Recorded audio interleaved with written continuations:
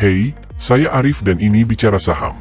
Sobat investor, dua raksasa industri milik konglomerat Prajogo Pangestu, PT Barito Renewables Energy, dan PT Chandra Asri Petrokimia, baru saja mengumumkan rencana ekspansi besar-besaran dengan menggelontorkan dana fantastis senilai $600 juta atau setara 9,3 triliun rupiah. Chandra Asri Petrokimia, sang raksasa petrokimia, mengalokasikan dana $400 juta atau sekitar 6,1 triliun rupiah untuk membangun pabrik klor-alkali etilene dikloride. Pabrik ini akan menjadi yang terbesar di Indonesia dan menandakan langkah Chandra Asri Petrokimia untuk memperkuat dominasinya di pasar petrokimia. Sedangkan Barito Renewables Energy, pendatang baru di sektor energi baru terbarukan, mengalokasikan dana $150 juta sampai dengan $200 juta atau sekitar 2,3 triliun rupiah sampai dengan 3,1 triliun rupiah untuk berbagai proyek. Dana ini akan digunakan untuk operasi dan pemeliharaan, pengeboran oleh anak usaha, dan pengembangan bisnis anak usaha. Barito Renewables Energy saat ini sedang menyelesaikan serangkaian akuisisi di sektor pembangkit listrik tenaga bayu. Ekspansi agresif kedua emiten ini menunjukkan optimisme mereka terhadap prospek industri masing-masing, meskipun di tengah situasi geopolitik yang tidak menentu dan sifat industri yang siklikal.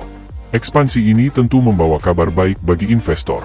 Bagi Chandra Asri Petrokimia, pabrik klor-alkali etilene dikloride akan meningkatkan kapasitas produksi dan memperkuat posisi mereka di pasar. Bagi Barito Renewables Energy, akuisisi di sektor pembangkit listrik tenaga bayu akan memperkuat portofolio mereka di energi baru terbarukan dan meningkatkan peluang pertumbuhan di masa depan. Langkah berani Prajogo Pangestu melalui Chandra Asri Petrokimia dan Barito Renewables Energy menunjukkan kepercayaan diri terhadap prospek ekonomi Indonesia.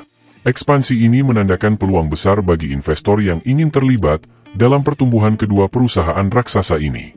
Lalu, bagaimana kondisi fundamental Chandra Asri Petrokimia saat ini? Yuk kita review.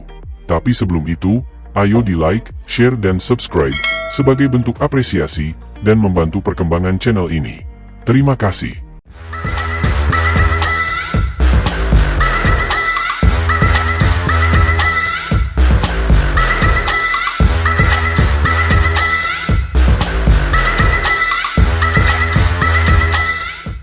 Di sisi lain, kuartal ketiga tahun 2023 menjadi periode kritis bagi Chandra Asri Petrokimia.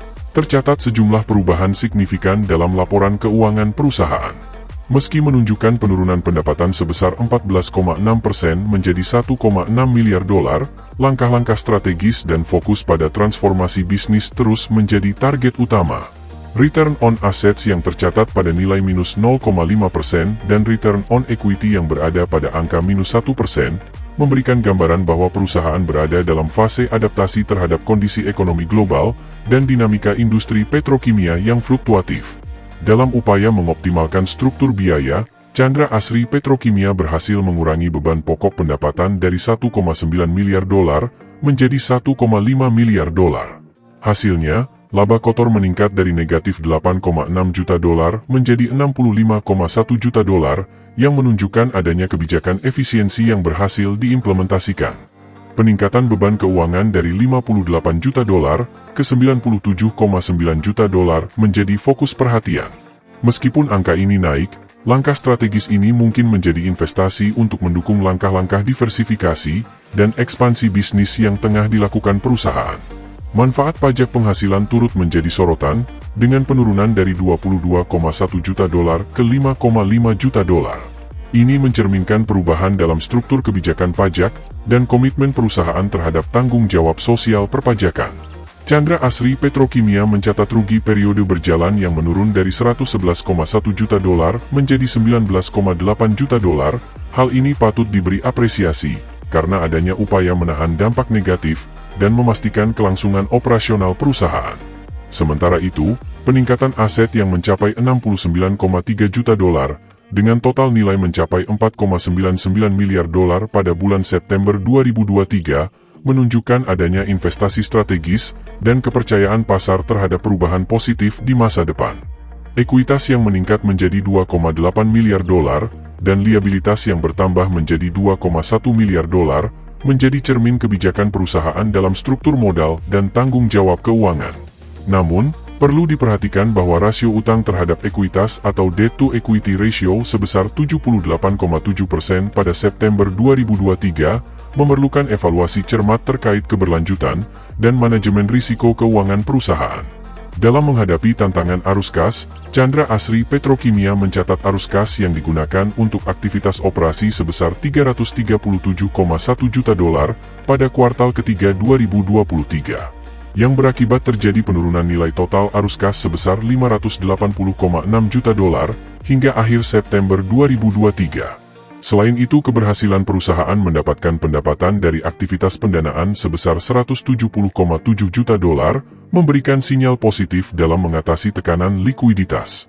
Meski masih berada dalam perjalanan yang dinamis, langkah-langkah Chandra Asri Petrokimia untuk menghadapi tantangan dan bertransformasi dalam kondisi ekonomi yang kompleks menunjukkan kesungguhan dan ketangguhan perusahaan.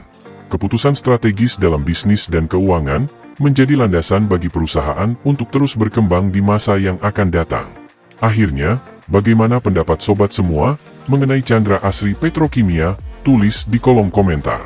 Tetaplah bijaksana, dan kita bertemu kembali pada analisa Artificial Intelligence selanjutnya. Saya Arif, Artificial Intelligence Finansial. Dan ini, Bicara Saham.